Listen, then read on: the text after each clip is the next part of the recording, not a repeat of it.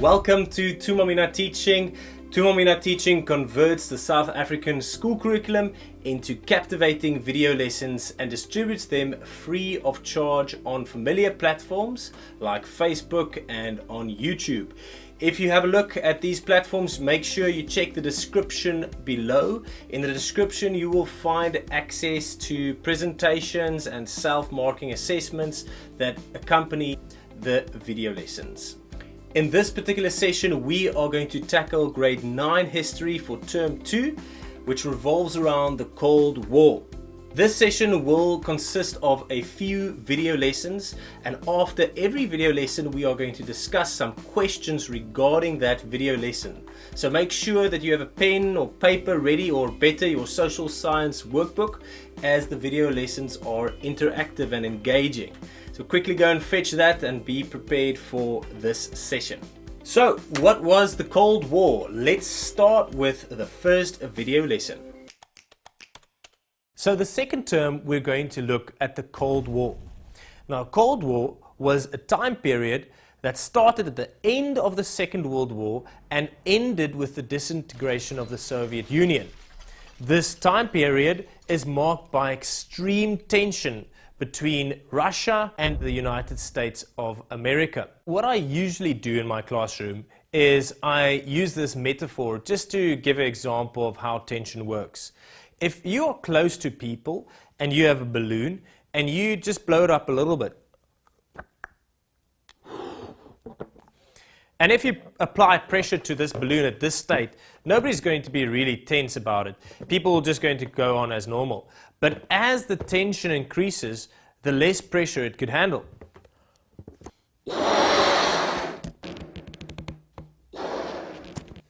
So if a balloon is blown up to this size, one would stand back and you'll be so afraid that this thing is going to pop. And I like to think about the world like that if it comes to the Cold War. The tension between Russia and the United States of America was so high that the whole world was scared that a war would break out any minute. So that wraps up our introduction to the Cold War. And what we're going to do at the end of each lesson is we are going to take one word and we're just going to explain that word, as these words are going to be important for the rest of the term. The word that we're going to look at today is the word ideology. Now, an ideology is a set of ideas, a way of thinking, a way you see the world, especially when it comes to political, economic, and cultural spheres of life. Now, if you look at these words here, you would see that they have something in common. At the end of each word, you'll find the letters ism. And this indicates that it's ideology. Take any word on this list and think about it. This word is a way of thinking, a way people see life. There are two ideologies that we're going to specifically focus on during the Cold War. The one would be communism and the other one would be capitalism. These two ideologies are in conflict with each other. So this is the end of the first lesson on the Cold War. So what are the key points or takeaways from that video lesson? First off, we know when the Cold War started. It started at the end of the Second World War. We also know that the main characteristic of the Cold War is tension. And the tension was between two countries, essentially, between the United States of America and the Soviet Union. We also know that ideologies are central in the Cold War, especially the conflict that we have between communism and capitalism. So you're going to learn the most if you participate in this lesson. We're going to start with some multiple choice questions. Question number 1, when did the Cold War start? A, at the end of the First World War. Or B, when nuclear weapons were discovered. C, at the end of the Second World War. Or D, when Japan attacked Pearl Harbor.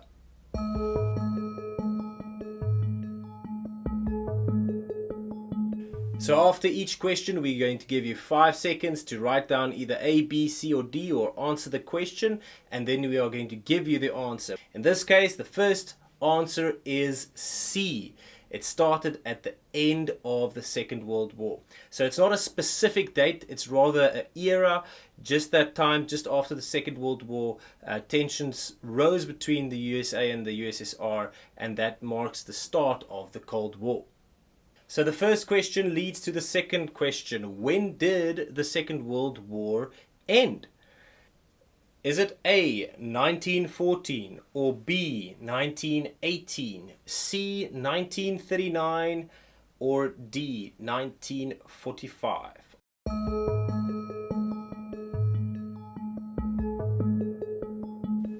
The Second World War ended in 1945. Right, so the second takeaway from that video lesson is the fact that tension was the predominant characteristic of the Cold War between the USA and the USSR. You'll remember I used the balloon as an example to show what tension is like, but you might have a different example just to understand the concept of tension. So I'm going to ask you to complete this sentence. It starts with tension is like.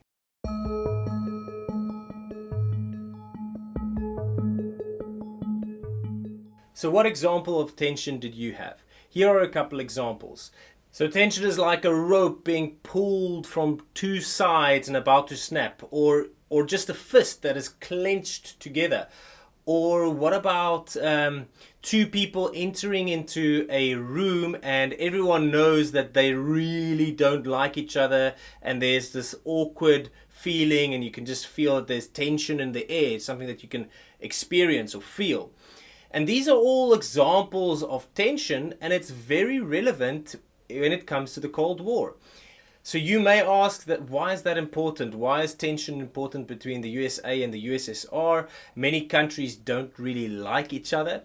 Well, it's important in this case because the USA and the USSR were pretty much the two most, the strongest military forces at that time. And if they had to clash, it would have been devastating, not only to them, but all the countries that were associated or allied with these countries.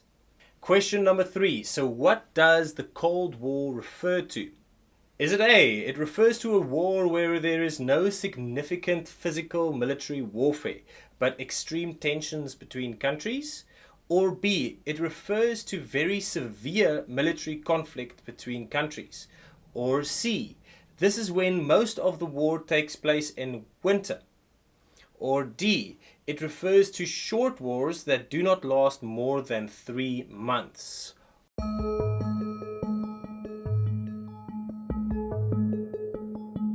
The answer is A, it refers to countries that have significant tension between each other. Question 4. True or false? Is it possible, can a country be referred to as a superpower?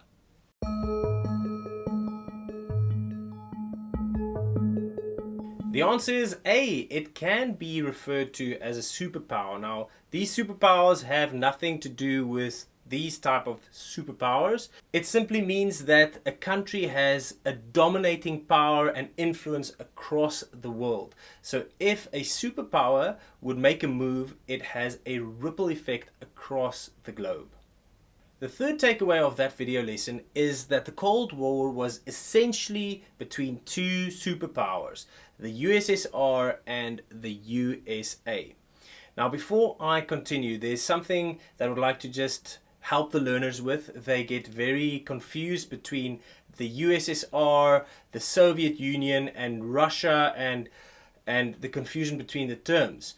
The USSR is officially called the Union of Soviet Socialist Republics, but people shortened the term by just calling it the Soviet Union. But it still refers to the same group of countries. And Russia was the leading country of the USSR. So the easiest way is to look at the map to better understand it. All the red together forms the USSR. The light red represents the countries that were subjugated or under control of Russia. That is presented in dark red. So altogether is the USSR, which is the same thing as the Soviet Union. You can use the Soviet Union, USSR, it means the same thing. But many sources will only talk about Russia because they were the leading country of the USSR, and if Russia decided something, the rest of the countries had to follow.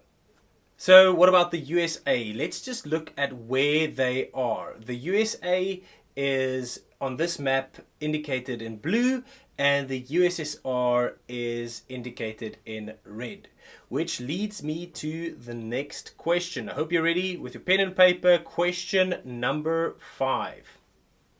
Looking at this map, is the USA and the USSR close or far from each other?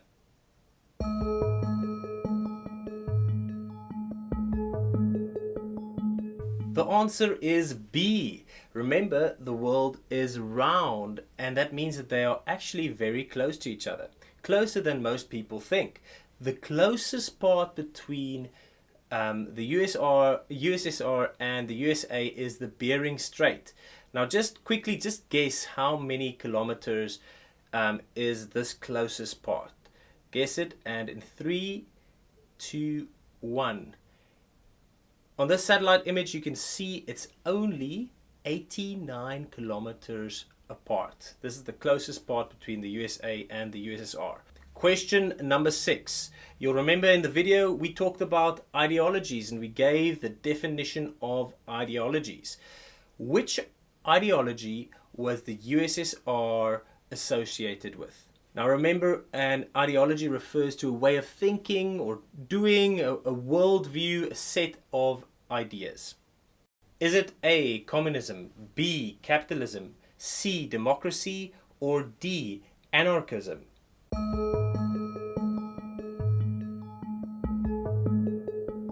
The answer is A, communism. The USSR or the Soviet Union believed that a government should follow the principles of communism, but we will speak about that a little bit later on. So we're ready to go to the second video lesson. In this video lesson, we are going to look at our prior knowledge, the knowledge that you had to acquire in the first term when you did the Second World War, and things that you need to know before going into the Cold War. So get your notepad ready and let's look at lesson number 2. When we look at the world map and working from west to east, we start at the United States of America, which is one of the 2 most prominent figures in the Cold War. Just southeast, you'll find Cuba. Over the Atlantic, we find Britain, France, Italy, and Germany. Moving to the northeast, you'll find the other superpower during the Cold War, Russia. Straight over to the far east, you'll find Japan. Now, these countries are important during the Cold War and the Second World War. Though there are many other countries that are also very important, these are the ones that I wish to highlight in this curriculum. Now, let's look at the leaders and the flags of these countries during the Second World War. Let's start with the Allies. Franklin D. Roosevelt of America served in the Second World War as the President of the United States up until 1945. After he died, he was replaced with Harry S. Truman. Charles de Gaulle served as President of France. Winston Churchill served as Prime Minister of the UK. And the leader of the Soviet Union during the Second World War was Joseph Stalin. Let's look at the leaders of the Axis powers during the Second World War. The leader of Nazi Germany was Adolf Hitler.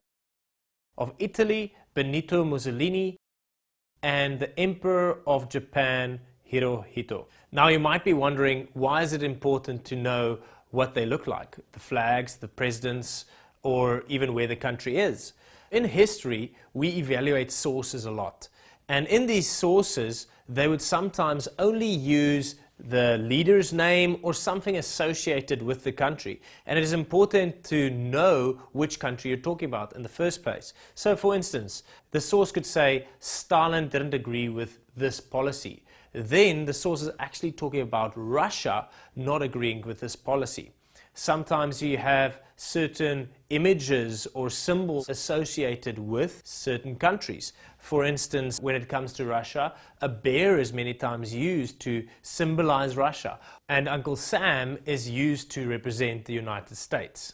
And it's important to get acquainted with all these symbols. So in the first video, we talked about the tension between communism and capitalism. So let's look at these ideologies individually. When we look at capitalism, the focus is on the freedom of the individual. There's a free market system.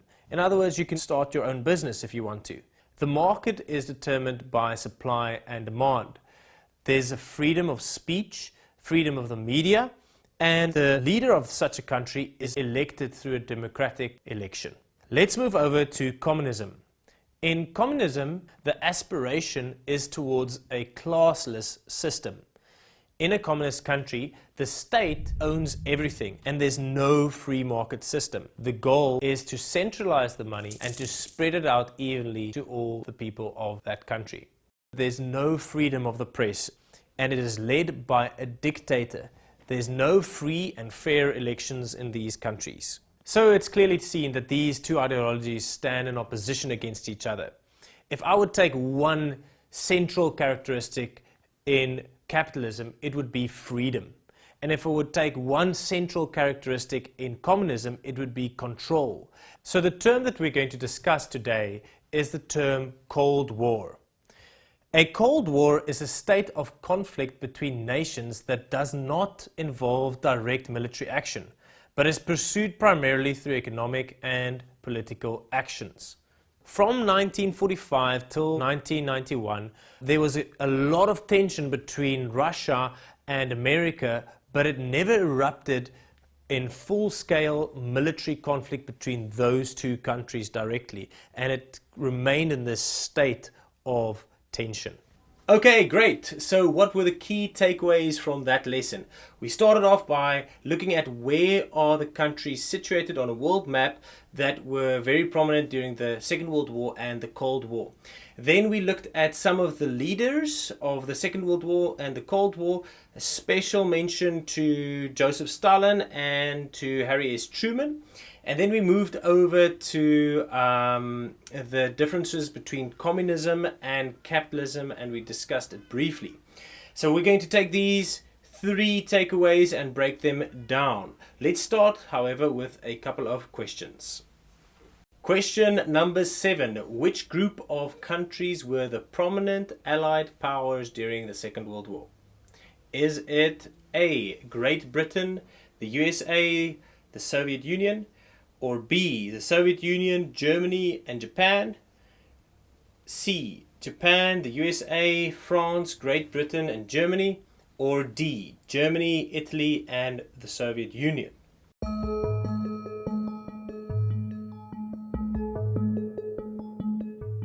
The answer is A, Great Britain, the USA and the USSR. You can add China to that list as well.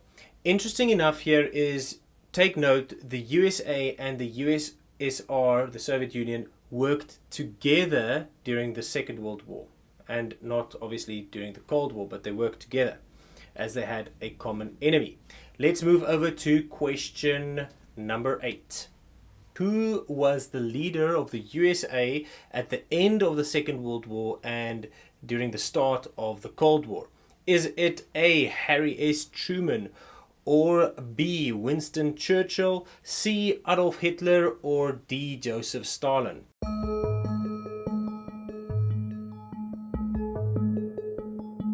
The answer is A, Harry S. Truman. He was the president who took over from Franklin Roosevelt at the end of the Second World War. So I'm going to spend some time on the last takeaway from that previous video lesson, the differences between communism and capitalism. And these terms are big ideologies, and it's difficult for a grade 9 learner to quickly grasp both of these ideologies, but you'll understand more of them as we work through them. Let's start with capitalism. Okay, so what I'm going to do now is I'm going to list a bunch of characteristics of capitalism. Now, This is the typical thing that when it comes up in the classroom, everyone just writes it down and tries to remember it. Don't try to remember it, try to understand it. And the way we are going to move from just remembering things to understanding things is through discussions, or yes, just pondering on patterns between all these different parts of this ideology. So let's look at this list and evaluate each of them.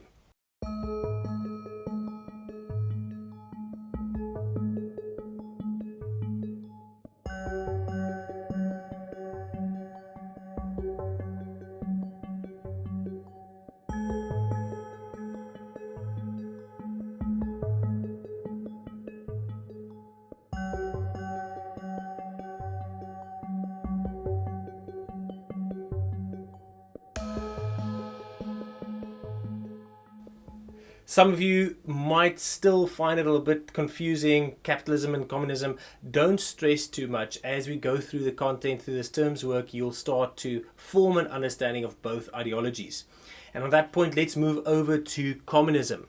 Here are the characteristics, or some characteristics of communism. And once again, I'm going to give you about 20 seconds just to write down or pause and discuss the different characteristics as you please.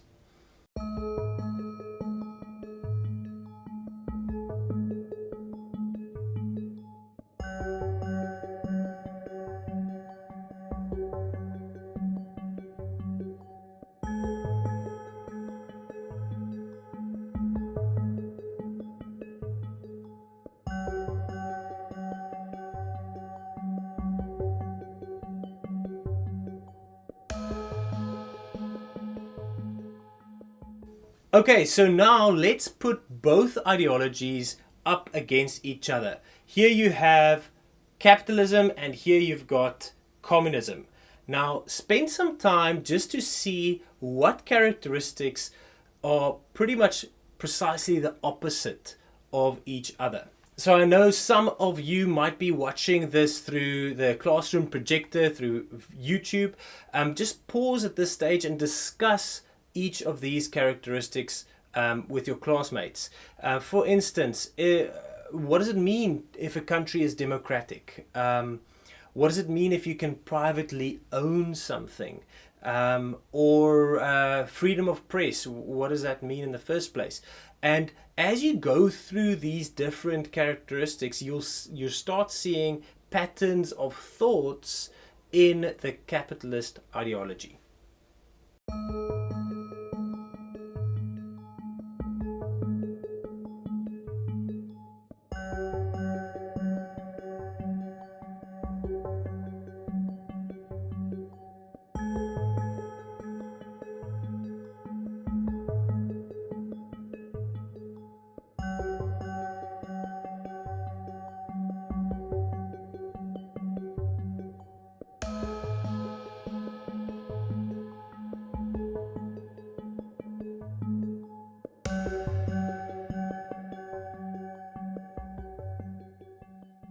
So let's end off with some questions just to see if you understand the differences.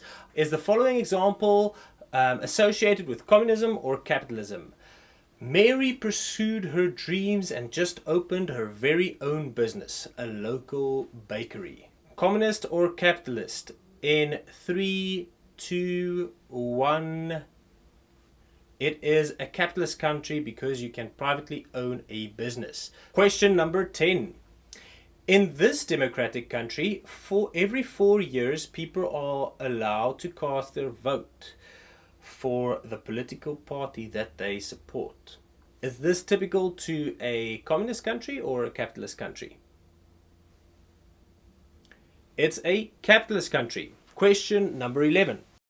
In this country, hospitals, schools, and universities are all completely owned by the state. Is this associated with communism or capitalism? Communism. Question number 12. In this country, the focus is on community rather than on the individual. Is this associated with communism or capitalism? It's associated with communism. Okay, great. I really hope that you're starting to see some patterns of thinking in capitalism and patterns of thinking in communism. And we'll see each other next time, where we're going to look at the end of the Second World War.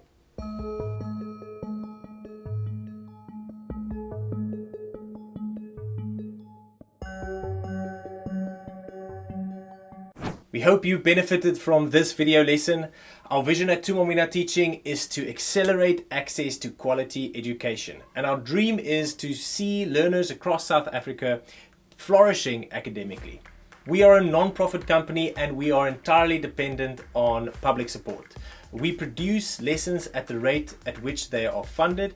As soon as a lesson is funded, it is published to the entire growing audience of Thuma Mina Teaching. Please consider taking hands with us in one of the following ways. Share our content with others that can benefit from it. A great way to support us is to find us on My School and to add us as your beneficiary. And consider donating towards a lesson, or ask your company's CSI department to partner with us. We are a PBO, so your donation is tax deductible. Our contact details you'll find on our website www.tmteaching.co.za. If you want to reach out to us, please email us on admin@tmteaching.co.za.